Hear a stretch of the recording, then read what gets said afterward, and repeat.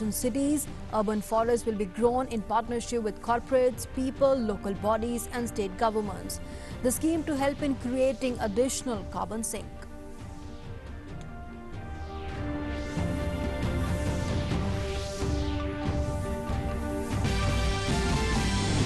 Prime Minister Modi tweets, "We reiterate our pledge to preserve our planet's rich biodiversity," exhorts to collectively do whatever possible to ensure the flora and fauna with whom we share the earth thrive, says may we leave an even better planet for the coming generations.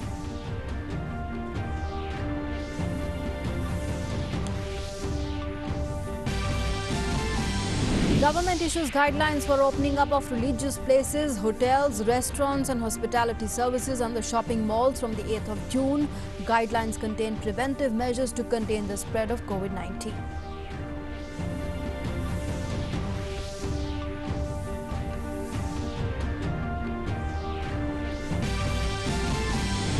Home Affairs Ministry blacklists over 2,500 foreign Tablighi Jamaat members for violating the visa rules, bans their entry into India for 10 years.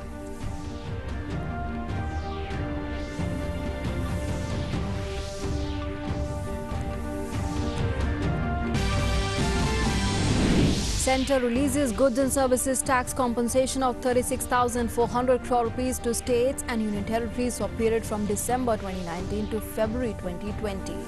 The GST compensation of 1,15,096 crore rupees for the period from April to November 2019 already released by the centre.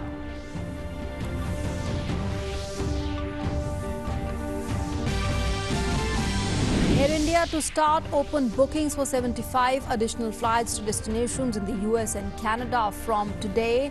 Over 107,000 Indians returned to India during the Vande Bharat mission through 454 flights so far.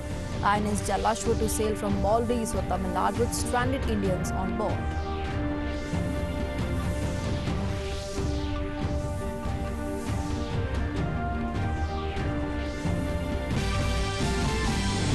COVID-19 active cases in India stand at 1,10,960 while 1,09,461 patients cured and discharged. The global number of COVID-19 cases crossed 66 lakh with over 3.89 lakh fatalities.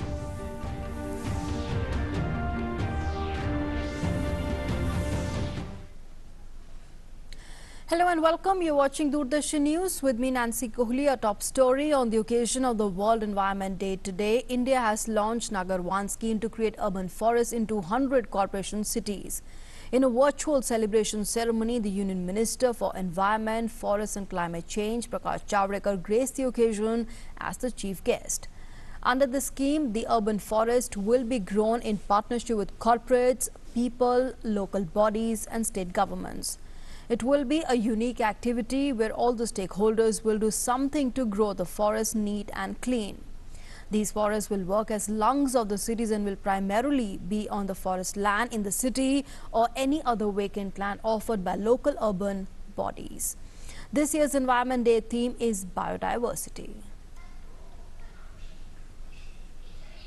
We have decided today to launch our Nagar One program, urban forest program, in 200 corporation cities of India.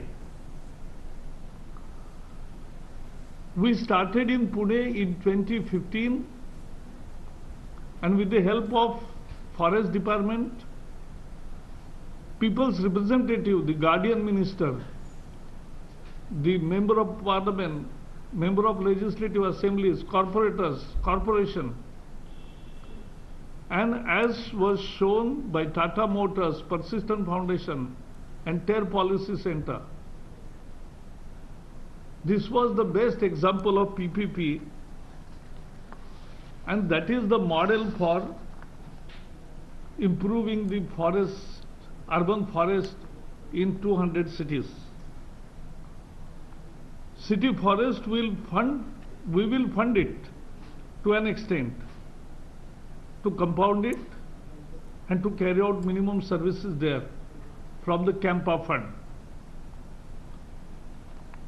as India has decided to create 2.5 billion or 3 billion tons of carbon sequestration,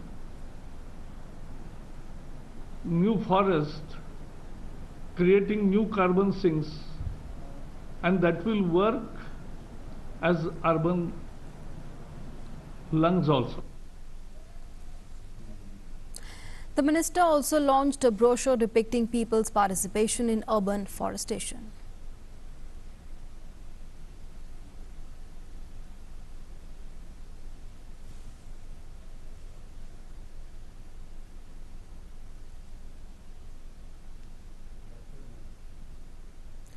Minister of State for Environment, Forests and Climate Change, Babul Supriyo, addressing the virtual celebration for the World Environment Day, has emphasized on the importance of working together for the preservation of biodiversity. Like today's day is World Environment Day, and it's like an extension of Mother's Day. Like we all grew up in our childhood getting warnings from our mothers when we did something wrong.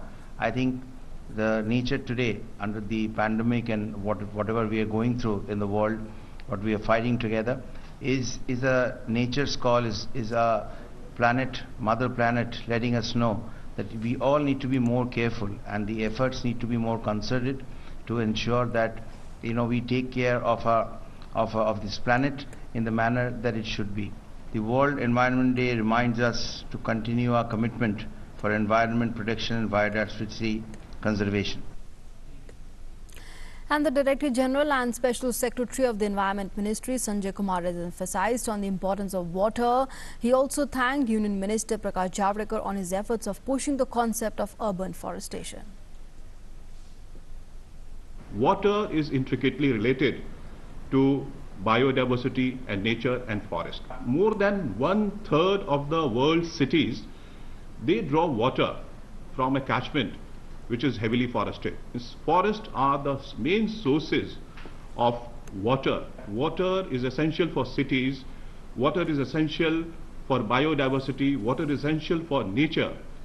This concept of urban forest has come to this ministry, and I'm very, very thankful to our Honorable Minister, Prasar Bharati Sahab, that he has pushed this concept of urban forest in this ministry for the benefit of all the city dwellers, not only in India, but as a role model for the rest of the world.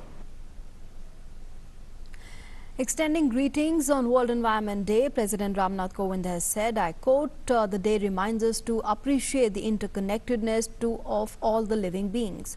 Our ancient wisdom taught us to protect biodiversity and conserve environment. We remain committed to joining hands with other nations to ensure a greener planet for posterity.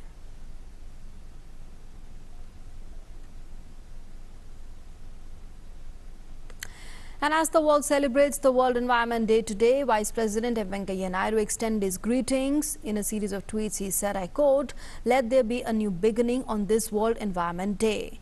Together we can secure the well-being of the people and the planet, unquote. And Vice President also focused on collective efforts at restoring fragmented ecosystems. He said, keeping in view the ecological crisis that our planet faces today, we must enhance our efforts towards preserving biodiversity and restoring fragmented ecosystems to not only fight climate crisis, but also to ensure food security, water supply, and the safety of our people, unquote. Emphasizing on the fact that people need to focus on protecting nature and finding sustainable solutions in every sphere of life, he said, I quote, on the World Environment Day, I call upon the people, governments and all other stakeholders to intensify their efforts of protecting nature and finding sustainable solutions in every sphere of life, unquote.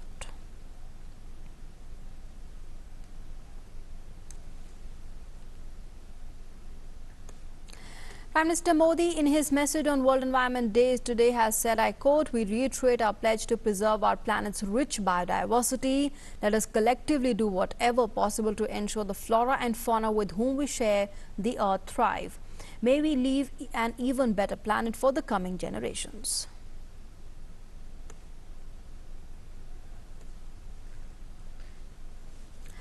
And let's now go across to our correspondent Tapash Bhattacharya, who is joining us with more inputs on the World Environment Day today. Tapash, so of course we are seeing, on the occasion today, important scheme that has been launched, the Nagar One scheme, to create urban forests in 200 corporation cities, and this is going to be very unique. Just put this into perspective for us, how this is going to be so very important and about this initiative. Absolutely, Nancy, you're bang on there. This is going to be one of the game changers for India. Remember, India's urban population is growing at a phenomenal speed, and that's one of the reasons why this urban forest scheme for 200 corporation cities, where urban forests will be grown with partnership of corporates as well as people and local bodies along with state governments, and which will be a unique activity where all stakeholders will do something to grow the forest, and it will be this forest will act as a lung and a basic environmental thing to make sure that if people in the urban areas are in tune with the environment. Remember, as of now, in the metropolitan cities, the way things are as of now, it's becoming concrete jungle. But if you want to survive, you need to have oxygen, and you need water. And how will you get that? The only way you can get that if you create oases, places where you can have plant, trees and as well as water bodies. And the only way you can do that is to create mini forest areas in and around the cities. And one of the great examples that has happened is in Pune, where almost 16.8 hectares of barren hill area was turned into a green forest with the biodiversity of 23 plant species, 29 bird species, 15 butterfly species, 10 reptile species, and 3 mammal species going through that place. And remember, that was a barren area. Now that has turned into a urban forest, and that is becoming a role model for the country. Remember, as of now, India has 8% of world biodiversity, and despite having many constraints, like only 2.5% of world landmass right now India has, and India has almost 16% of human as well as cattle population, and only 4% of freshwater resources. So keeping those constraints in mind, it is imperative that we follow this model of urban forest scheme. It is in Indian ethos. This is not something which has been told to us from a top-down model. It is there in our Indian ethos and in sync with our country. Remember, India is probably the only country where trees are worshipped, animals, birds, reptiles are all worshipped in the society, and environment plays a key role in that. So keeping the ethos in mind, this is going to be a game changer for the country, for India, and we can actually show the world that this is how we can sustain development in the country. Absolutely. All right, Tapash, thanks for joining us and sharing those inputs. And on the World Environment Day today, renowned sand artist Sudarshan Patnaik has created a sand art at Puri Beach in Odisha. Through his creation, he's given a message: together we must act for nature. It's time for nature. Make the planet green.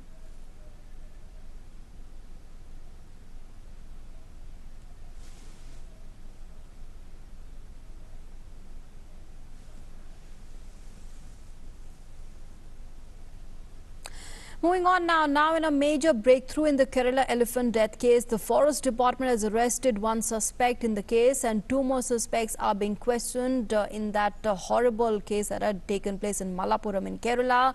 The elephant, remember, had died after she was fed a pineapple filled with firecrackers by some people there.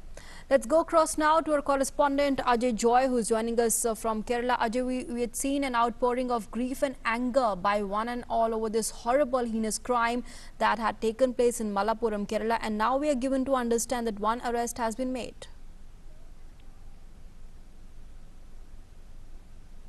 Wildlife department here. As you know, this incident also happened in the last week of May.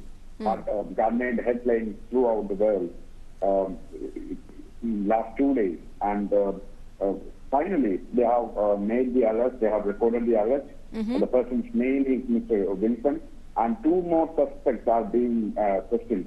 This was declared by the Kerala Minister for Forest, Sri K. Rajya himself, today. So a major breakthrough, and more. He also hinted that more people will be arrested. So that means it's not secluded to one person. And from the initial information from the sources and all, the suspects are from the background of farming. And the one who got arrested, he has taken land on lease and has been farming. So this looks like a classic case of man versus animal conflict. And more details are still expected. We are yet to get concrete details still. These are the earlier information what we have so far. And hopefully we will get more information throughout the day. Okay. All right, Ajay, thanks for those inputs, but a clear message being sent out how we all need to be so considerate, kind and compassionate to the animals. Moving on now to some important news. The Ministry of Health and Family Welfare has issued guidelines for opening of religious places, hotels, restaurants and hospitality services and shopping malls from the 8th of June. The standard operating procedure issued on preventive measures to contain the spread of COVID-19. The ministry has advised persons over 65, expecting women and children under the age of 10 to stay at home. Now, under the SOP, all the religious places shall also ensure that entrance will have mandatory hand hygiene and thermal screening provisions, and only the asymptomatic persons shall be allowed in the premises. Any shops, stalls or cafeteria outside and within the premises shall follow social distancing norms. Large gatherings, congregation continue to remain prohibited. It also said that community kitchens should follow physical distancing norms while preparing and distributing food. Also, frequent cleaning and disinfection of the religious places must be done. The religious places in containment zones were not allowed to open and must remain shut. Only those outside containment zones will be allowed to open. And as part of the centre's phased-wise reopening, the Home Affairs Ministry has issued the standard operating procedure to facilitate the reopening of hotels, restaurants and other hospitality services. However, hospitality units in containment zones shall continue to remain closed. The SOP issued has also advised children below 10 and those above 65 to stay home. The SOP mandates the use of face covers, masks and strictly prohibits spitting. It is also advised the installation and the use of Arogya Setu app. Furthermore, only asymptomatic staff and guests shall be allowed on the premises. Preferably, separate entry and exit for guests, staff and goods or supplies shall be organized. The number of people in the elevator shall also be restricted, duly maintaining social distancing norms. And effective and frequent sanitation within the premises shall be maintained with particular focus on lavatories, drinking and hand washing areas.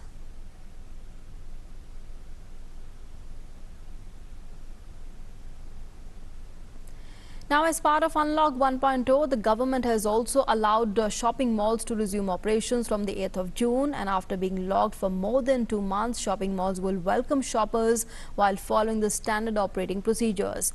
The entrance is to have a mandatory hand hygiene and thermal screening provisions. Only asymptomatic customers shall be allowed.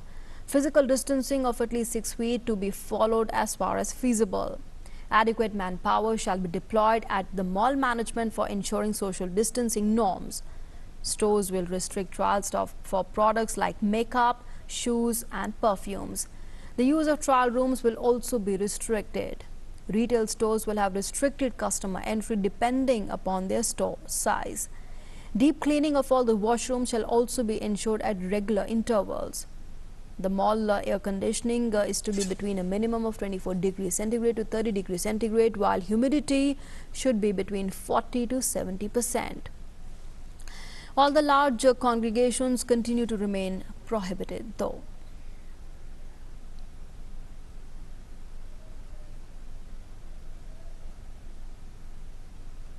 Moving on now, phase 2 of the Vande Bharat mission is to continue till the 13th of June.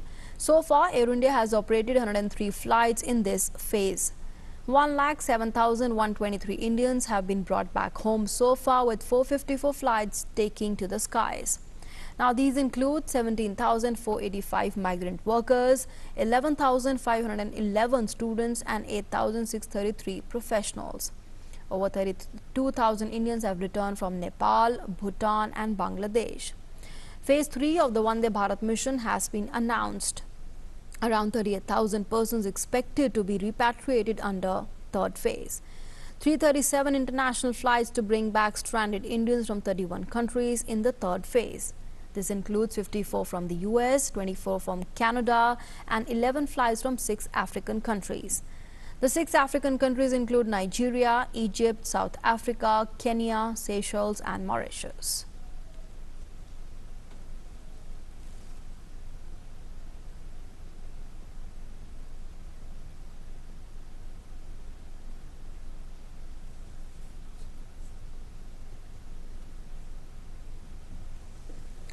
And under the third phase of the Vande Bharat mission, Air India will start accepting bookings for 75 additional flights from 5 in the evening today. The third phase will start on the 9th of June and last till the 30th. People willing to travel to the cities of US and Canada, including New York, Newark, Chicago, Washington, Vancouver and Toronto, can buy tickets from 5 in the evening today. The only condition is that they must qualify the rules set by the respective countries. Under the mission Vande Bharat, stranded Indians are being brought back, while the safe return of foreigners stranded in India is also being facilitated. The mission Vande Bharat, that's one of the biggest evacuation drives in the world, continues to bring back Indians from the world over. Yesterday, 3,534 Indians had returned from Dubai, Abu Dhabi, Doha, Kuwait, Muscat, Kiev, Mauritius, Dublin, Jeddah, Riyadh and Dammam. The total number of returnees include 45 infants. People returned to Kozhikode, Hyderabad, Kochi, Madurai, Jaipur and Delhi, Kolkata.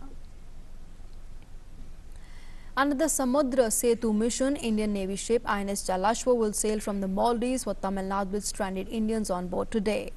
INS Jalashwa, which reached Maldives, Malé yesterday for the 4th round of evacuation of Indian nationals. The ship will sail today for Tuticorin, carrying around 700 passengers. The Indian High Commission in Malé is busy making final arrangements in coordination with Maldives authorities. Bus pickup has also been arranged from different places in the capital Malé, while boats will ferry passengers from islands outside Malé. Earlier, INS Jalashwa sailed twice and INS Magar once from Malé to bring back around 1,500 people to Kochi last month. INS Jalashwa had also brought 685 people to Tuticorin last week as part of Samudra Setu program under the Vande Bharat mission. And now a look at the impact of COVID-19 in India. So far, a total of 109,461 patients have been cured of COVID-19. The recovery rate has improved amongst COVID-19 patients. Presently, there are 110,960 active cases and all are under active medical supervision. And the ICMR has further ramped up the testing capacity for detecting COVID-19 in the infected persons. The number of government laboratories has also been increased to 498 and private laboratories has been increased to 212. 1,39,485 samples were tested in the last 24 hours. The total number of samples tested so far is 42,42,718.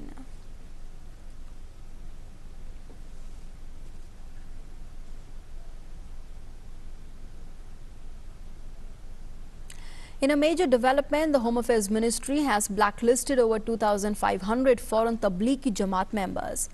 The Home Affairs Ministry banned their entry into India for 10 years. All the Tablighi Jamaat members were accused of violating the visa rules. The Union Home Ministry has taken the action after various state governments provided details of the foreigners who were found to be illegally living in mosques and religious places across the country. The foreign Tablighi Jamaat members, including those from Indonesia, Bangladesh, Malaysia, Kyrgyzstan, Kazakhstan, Myanmar, Sudan, Singapore, South Africa, Saudi Arabia, Philippines, Russia, Sri Lanka, the US, Syria, Belgium, Brazil, Australia and Afghanistan. The Jamaat members were staying in India during the nationwide lockdown.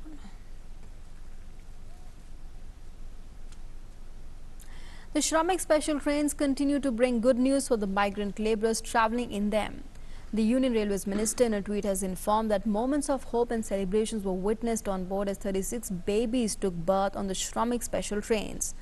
These railway babies are testimony to the large scale of the mammoth operations to get migrants back home. Every time a woman goes into labour while travelling in these special trains, a team of doctors along with the railway staff supervise her and ensure safe delivery of the baby. Following the delivery, all the required care and assistance is also being provided to the concerned woman and her newborn baby. And according to data from the Johns Hopkins University, the global count of COVID-19 cases has surged past 66 lakh, while the death toll has topped 3.89 lakh. US currently accounts for the highest number of infections and fatalities with 18.72 lakh confirmed cases and with more than 1 lakh deaths. Brazil comes in the second place with 5.84 lakh confirmed cases, followed by Russia with more than 4 lakh cases and UK with 2.8 lakh cases.